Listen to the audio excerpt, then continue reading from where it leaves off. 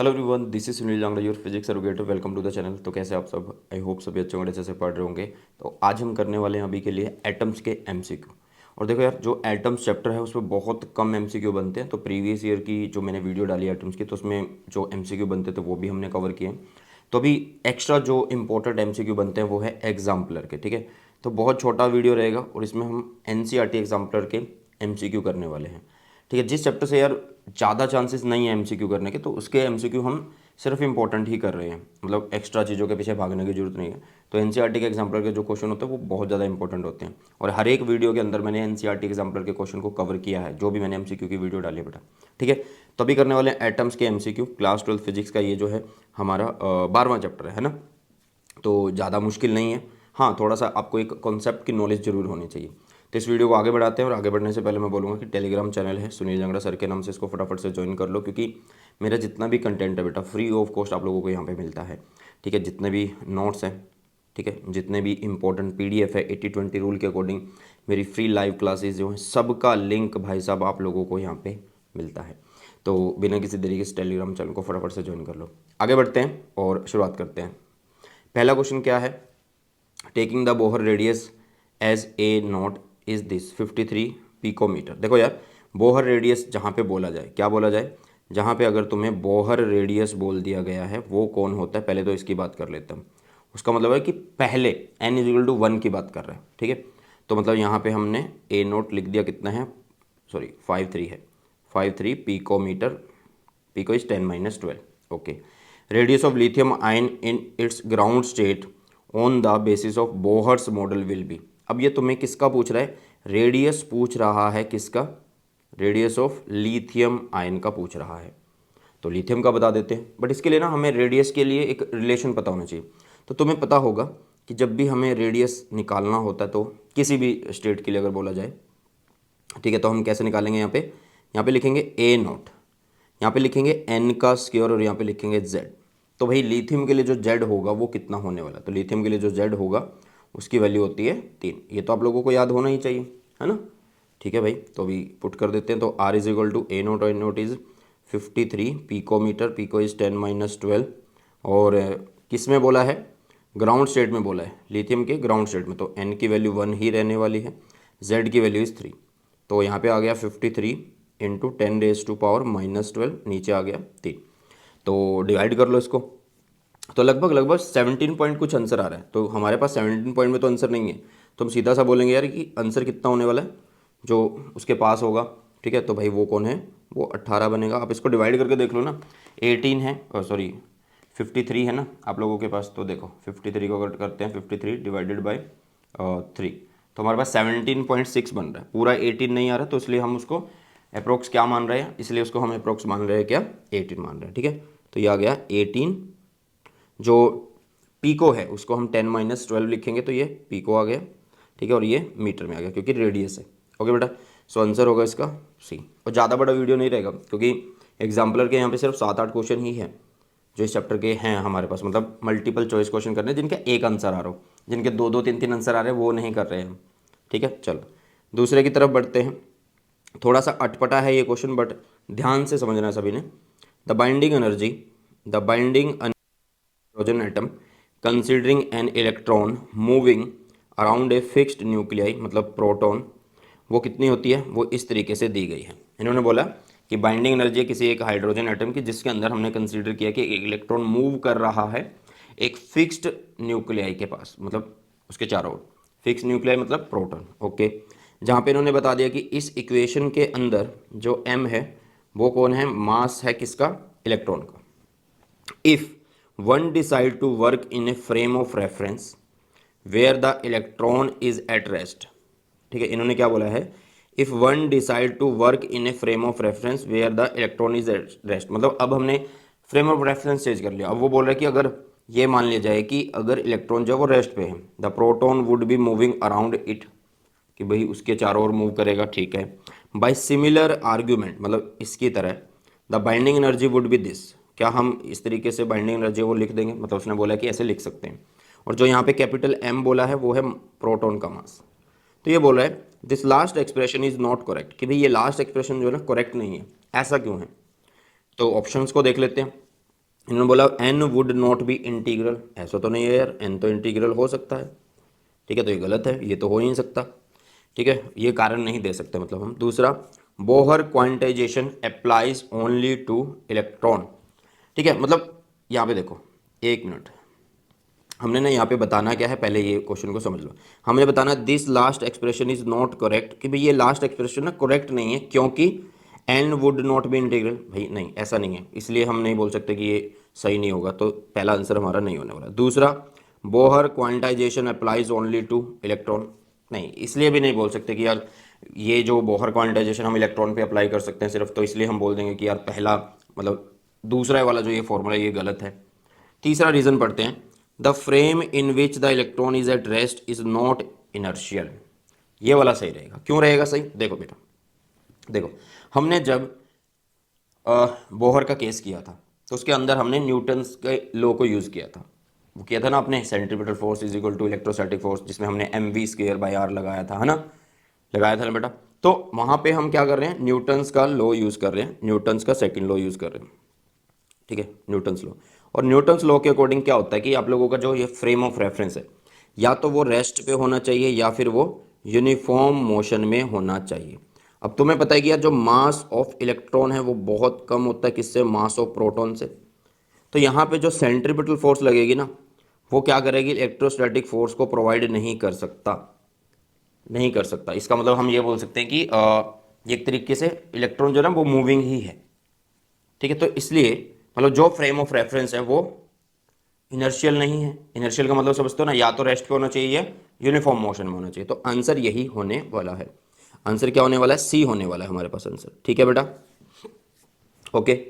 बस आप लोगों को ये न्यूटन्स लॉ मतलब एक थोड़ी सी बेसिक की नॉलेज होनी चाहिए, बहुत अच्छे वाली, ठीक है, ठीक है, क्योंकि सेंट्रीपिटल फोर्स क्या करेगी, यहाँ पे इलेक्ट्रोस्टैटिक फोर्स को प्रोवाइड नहीं कर पा रही होगी। तो इसलिए जो फ्रेम ऑफ रेफरेंस है वो हम बोल सकते हैं कि वो मतलब इनर्शियल नहीं हो सकता, मतलब वो नॉन इनर्शियल है। नॉन इनर्शियल होगा तो मतलब वहाँ पे न्यूटन सेकंड लॉ मतलब न्यूटन सेकंड लॉ मतलब लो न्यूटन्स का लॉ जो है फॉलो नहीं होगा, और फॉलो नहीं होगा तो इसका मतलब फिर ये क्वेश्चन गलत है, मतलब एक्सप्रेशन गलत है, ठीक है। तो कैसा होना चाहिए, the frame in which the electron is at rest is not inertial, मतलब कैसा होना चाहिए, इनर्शियल होना चाहिए। और इनर्शियल का मतलब क्या होता है वो मैंने तुम्हें ऑलरेडी बता दिया है, ठीक है। चलिए नेक्स्ट थर्ड क्वेश्चन है। थर्ड क्वेश्चन क्या कहता है, the simple Bohr model can not be directly applied to calculate the energy level of an atom with many electrons, this is because dash. देखो यार इन्होंने क्या बोला है कि जो बोहर मॉडल है वो डायरेक्टली अप्लाई नहीं कर सकते हम energy level of an atom with many electrons. तुमने पढ़ा था कि यहाँ पे अगर एक प्रोटॉन हो, मतलब बोहर के केस में हाइड्रोजन का केस जो पढ़ा था तुमने, और एक इलेक्ट्रॉन ये है जो इसके चारों ओर क्या लगाता है, चक्कर लगाता है। ये जब इधर जा रहा होता है तो इस पर एक सेंट्रीपिटल फोर्स लगती है इधर की तरफ, यस और नो। अब कॉमन सी बात है कि अगर मैं एक और इलेक्ट्रॉन यहाँ पे अगर ले लूँ, अगर एक और इलेक्ट्रॉन ले लूँ, मतलब मैनी इलेक्ट्रॉन्स अगर मान लूँ, तो भाई ये यहाँ पे इसके ऊपर एक फोर्स लगाएगा और एक फोर्स सेंटर की तरफ लग रही होगी, तो एक सेंट्रीपिटल फोर्स की जगह अब यहाँ पे हमें नेट फोर्स मिल जाएगी। सिंपल है ना, पहले सेंटर की तरफ एक फोर्स लग रही थी जिसको हम सेंट्रीपिटल फोर्स बोल रहे थे। अब अगर हम मैनी इलेक्ट्रॉन्स ले लेते हैं, मैनी इलेक्ट्रॉन्स अगर ले लेते हैं तो ये इलेक्ट्रॉन्स इलेक्ट्रॉन के ऊपर चार फोर्स लगा सकता है, हाँ यार उधर फोर्स लगा सकता है, ये इधर एक फोर्स लग रही है सेंटर की तरफ, तो एक रिजल्टेंट फोर्स इधर आ रही है जो कि सेंटर की तरफ नहीं जा रही है। सो यही कारण है, क्या यही कारण है, this is because of the electron not being subject to a central force, not being subject to a central force बेटा जी, ठीक है। चलिए आगे बढ़ते हैं। नेक्स्ट क्वेश्चन नंबर आप लोगों के पास फोर्थ है, for the ground state the electron in the hydrogen atom has an angular momentum h according to the simple Bohr model, ठीक है। आप लोगों को पता है कि ग्राउंड स्टेट में क्या होती है, वो होती है ना कि h अपॉन में 2 पाई होगी, यहाँ पे पूरा नहीं लिखा हुआ तो आप लिख लेना क्योंकि ग्राउंड स्टेट में n की वैल्यू 1 होगी, ठीक है। Angular momentum is a vector, ये तो हमें पता है कि एंगुलर मोमेंटम एक वेक्टर क्वांटिटी होती है। Hence there is will be infinitely many orbits with the vector pointing in all possible directions. इस लाइन को ध्यान से पढ़ना है, angular momentum is a vector and hence there will be infinitely many orbits with the vector pointing in all possible direction. In actually this is not true, this is not true, ये true क्यों नहीं है, because Bohr model gives incorrect value of angular momentum। देखो यार correct value और incorrect में क्या फ़र्क होता है? करेक्ट मतलब सब कुछ सही बोल रहा है, इनकरेक्ट का मतलब कुछ चीज़ें सही हैं कुछ गलत है ना। तो यहाँ पे देखो आप लोगों को पता है कि एंगुलर मोमेंटम जो होती है, एंगुलर मोमेंटम को होती है, मान लो इलेक्ट्रॉन अगर ऐसे घूम रहा है तो एंगुलर मोमेंटम क्या होगी? इस प्लेन के परपेंडिकुलर होने वाली है, ये तो तुम्हें पता ही होगा। इस प्लेन के क्या होने वाली है भाई? परपेंडिकुलर होने वाली है, पता है, एल की डायरेक्शन तुम्हें पता होगी, ठीक है। जिस प्लेन में वो घूमेगा उस प्लेन के परपेंडिकुलर होगी, इतना सबको पता है। अब ध्यान से देखना कि भाई इन्होंने बोला कि जो एंगुलर मोमेंटम होगी वो होगी एन एच अपॉन में 2 पाई। बोहर ने तो ये फॉर्मूला दिया ना भाई, तो बोहर ने जो फॉर्मूला दिया उससे हमें सिर्फ वैल्यू मिल रही है, उससे हमें सिर्फ क्या मिल रही है? वैल्यू मिल रही है, उससे डायरेक्शन नहीं मिल रही भाई, डायरेक्शन नहीं मिल रही है। डायरेक्शन थोड़ा बताया था, बोहर जी ने डायरेक्शन थोड़ा बताई थी, सिर्फ वैल्यू बताई थी। तो हम यहाँ पे बोल सकते हैं कि जो ये कारण बोला है, angular momentum is a vector and hence there will be infinitely many orbits with the vector pointing in all possible direction in actuality this is not true, क्योंकि Bohr model gives incorrect value of angular momentum. ठीक है बेटा, तो इस तरीके से आप ये क्वेश्चन कर सकते थे। ओके, बाकी ऑप्शन जो हैं वो फिट नहीं बैठ रहे हैं, सिर्फ एक ही ऑप्शन है जो फिट बैठ रहा है। नेक्स्ट तीसरा नहीं मतलब पांचवें क्वेश्चन की तरफ चलते हैं। Oxygen O2 molecules consist of 2 oxygen atoms. ठीक है, O2 molecules consist of 2 oxygen atom. ठीक है, एक मॉलिक्यूल है O2 जो कि 2 ऑक्सीजन एटम से बना हुआ है। In the molecule nuclear force between the nuclei of the 2 atoms. यार पहली बात न्यूक्लियर फोर्स की बात करी है इन्होंने, पहली बात इन्होंने न्यूक्लियर फोर्स की बात करी, और न्यूक्लियर फोर्स क्या लगती है? न्यूक्लियस के अंदर लगती है। किसके अंदर लगती है भाई? न्यूक्लियस के अंदर ही लगती है। अगर 2 एटम्स है, उसका एक न्यूक्लियस यहाँ है और एक न्यूक्लियस यहाँ है, 2 एटम्स है अगर उनका न्यूक्लियस यहाँ है और यहाँ है, तो ये तो लार्ज डिस्टेंस हो गया ना। न्यूक्लियर फोर्स सिर्फ न्यूक्लियस के साथ लगती है, तो इसका मतलब ये एटम और ये एटम का न्यूक्लियस के लिए जो न्यूक्लियर फोर्स है वो कोई मायने नहीं रखेगी, क्योंकि जो न्यूक्लियर फोर्स है वो छोटे डिस्टेंस पे लगते हैं, बिल्कुल छोटा। न्यूक्लियस कितना बहुत छोटा होता है और उसके अंदर पार्टिकल्स होते हैं, उन पर फोर्स लग रही होती है। तो इसका मतलब हम बोल सकते हैं it is of the 2 atom is not important because nuclear forces are short range. ये छोटे डिस्टेंस पे लगती हैं भाई साहब। किस डिस्टेंस पे लगती हैं? छोटे डिस्टेंसेस पे लग रही होती हैं। ठीक है, चलो next. 2 hydrogen atoms in the ground state collide inelastically. Inelastically का मतलब है कि यहाँ पे लॉस ऑफ काइनेटिक एनर्जी होगा। क्या होगा? लॉस ऑफ काइनेटिक एनर्जी होगा। The maximum amount by which their combined kinetic energy is reduced.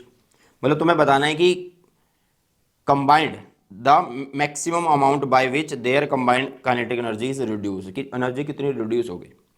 ठीक है, देखो यार, अगर हम दोनों हाइड्रोजन एटम को मान ले क्या उन्होंने बोला ही हुआ है कि ग्राउंड स्टेट में होने चाहिए। किस में होने चाहिए?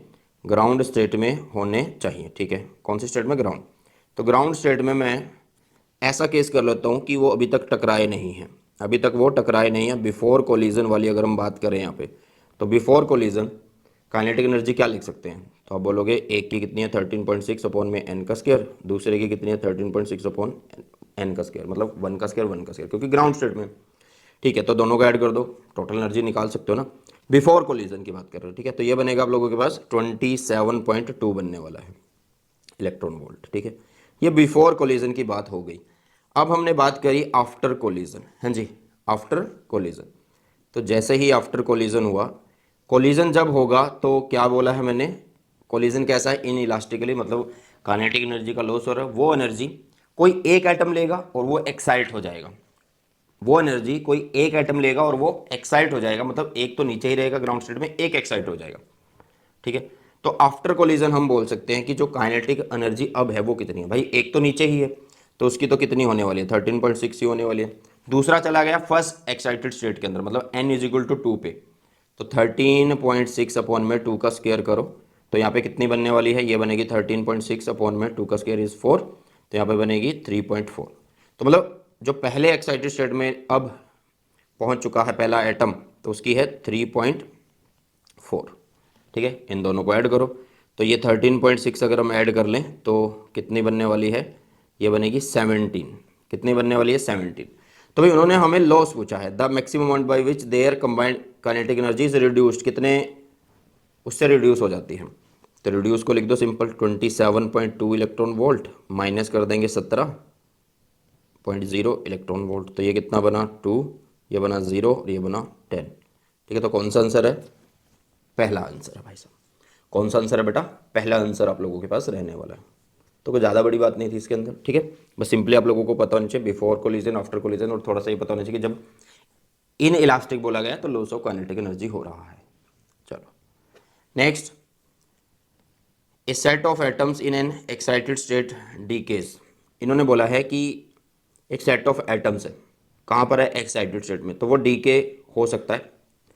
पहला ऑप्शन देखो, in general to any of the state with lower energy. यार ये बात बिल्कुल सही लगी मुझे तो, क्योंकि क्या होता है कि जब भी एक्साइटेड स्टेट में क्या होगा, एक्साइटेड स्टेट में कौन होगा, अगर एटम होगा, ठीक है, तो वो अगर क्या कर रहा है, डीके हो रहा है, डीके इसका मतलब ये बोलो कि वो ट्रांजिशन कर रहा है, तो वो कहाँ होगा, नीचे ही होगा ना भाई। तो in general to any of the state with lower energy, भाई लो स्टेट मतलब जिसकी लोअर एनर्जी होगी उसमें जाएगा वो, तो पहला ही ऑप्शन बिल्कुल सही है। बाकी तो सिंपल है, into a lower state only when excited by an external electric, अरे ये तो गलत है, इसका कोई सही नहीं होता। All together simultaneously into a lower state, ऐसा थोड़ा होगा कि सारे के सारे एक ही साथ चलेंगे और लोअर एनर्जी स्टेट पे बोल देंगे, ऐसा नहीं हो सकता।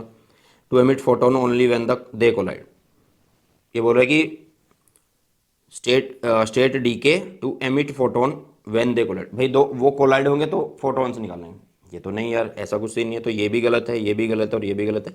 सिर्फ और सिर्फ ऑप्शन नंबर ए सही है। कौन सा सही है, ऑप्शन नंबर ए सही है। अच्छा चलो, तो ये एग्जाम्पलर के क्वेश्चन थे भाई साहब, और मैंने बोला था ना कि वीडियो ज़्यादा बड़ा नहीं रहेगा, तो विद इन मतलब 17-18 मिनट के अंदर हमने इसको खत्म कर दिया। तो एक बार प्लीज़ इसको जरूर देख जाना यार, क्योंकि इंपॉर्टेंट होते हैं एनसीईआरटी एग्जाम्पलर के क्वेश्चन। इसके बाद आ रहा है हमारा दूसरा चैप्टर, जो इससे आगे है न्यूक्लियाई, फिर आएगा सेमीकंडक्टर। ओके बेटा, चलिए तो इस वीडियो को खत्म करते हैं यहीं पे और मिलते हैं जल्दी से नई वीडियो में। सो बाय, टेक केयर, जय हिंद, वंदे मातरम।